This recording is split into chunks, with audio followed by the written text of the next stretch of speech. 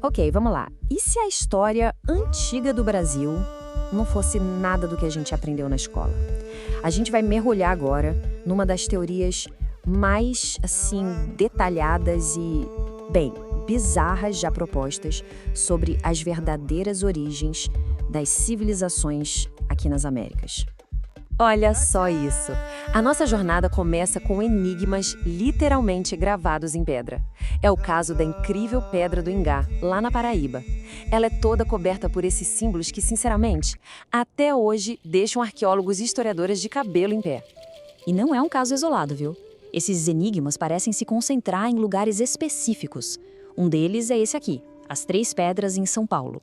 É um lugar que é um verdadeiro epicentro de lendas sobre luzes estranhas no céu, energias misteriosas, enfim, de tudo um pouco. Então, fica a pergunta, né? O que são essas coisas? São vestígios de culturas indígenas, como a gente geralmente pensa? Ou poderiam ser relíquias de uma civilização global que se perdeu no tempo? A ciência tradicional, claro, tem suas respostas. Mas, lá pela metade do século XX, surgiu uma teoria alternativa, que propôs algo muito, mas muito mais grandioso. Uma verdadeira batalha cósmica travada bem aqui, em solo brasileiro. E no centro dessa teoria, assim, surpreendente, não está uma escavação arqueológica, não. Está a pesquisa de um único homem. Esse é o Frei Fidelis da Mota. Ele era um padre italiano que veio para Botucatu, historiador, estudioso da antiga língua suméria. E quando ele começou a investigar os mistérios da região, ele não viu só lendas locais. Ele viu algo a mais. Ele propôs uma ligação direta, um elo perdido com o berço da civilização, a Suméria. E a base da teoria dele era toda linguística. Pensa só, ele pegou o nome Butucatu, que todo mundo traduz do Tupi-Guarani como Bons Ares, e disse, não, tá tudo errado. Para ele, era uma corruptela do sumério Bot-Uk-Atio, que significaria Templo da Serpente. Uma mudança aí tanto, né? E essa reinterpretação dos nomes era só a pontinha do iceberg. Para o Frei Fidelis, essa era a chave para destravar uma história secreta da humanidade. Uma história sobre Atlântida e uma guerra cósmica que dura milênios. De acordo com essa teoria, tudo começa muito, muito tempo atrás, quando o mundo era um único supercontinente. Basicamente, uma versão da Atlântida. E nesse mapa da teoria, as Américas eram conhecidas como Avilá. E o ponto central de tudo é uma batalha, quase como uma história agnóstica, entre duas forças cósmicas. De um lado, o culto do templo, os seguidores de Jeová, as forças do bem. E do outro, o culto da serpente, um culto negro que buscaria corromper a humanidade. Então, a teoria diz o seguinte: depois do dilúvio, descendentes de Noé, vindos lá da Atlântida, começaram a povoar o mundo. Um grupo específico de 13 famílias viajou para as Américas. A missão? Estabelecer aqui uma civilização baseada nos princípios do bem, do culto do templo. Só que o culto da serpente veio atrás, trazendo o conflito para cá também. E os textos que defendem essa teoria chegam a ilustrar esse momento.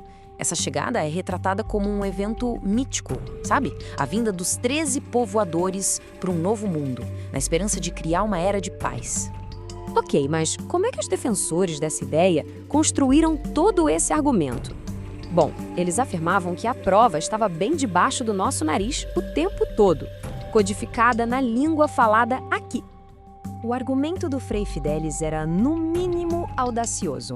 Ele dizia que dezenas de nomes de lugares que a gente conhece, tipo Sorocaba, Avaré e Itu, não vinham do Tupi-Guarani, seriam, na verdade, frases em sumério antigo.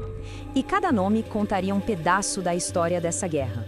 Sorocaba, por exemplo, significaria algo como cantores da serpente destruíram o templo. Itu seria filhos do templo. É uma reinterpretação completa da toponímia local. E para tentar dar mais peso a isso, eles foram além. Criaram genealogias super complexas, como essa aqui, que ligavam diretamente os povos indígenas das Américas, astecas, maias, tupis, aos filhos bíblicos de Noé, Sem, Cã e Jafé. Certo, é importante dizer, essa teoria nunca foi aceita no meio acadêmico, de forma alguma. Mas o eco dela, esse perdura. Ela não sumiu. Ela meio que se transformou, se misturou com as lendas mais modernas da região.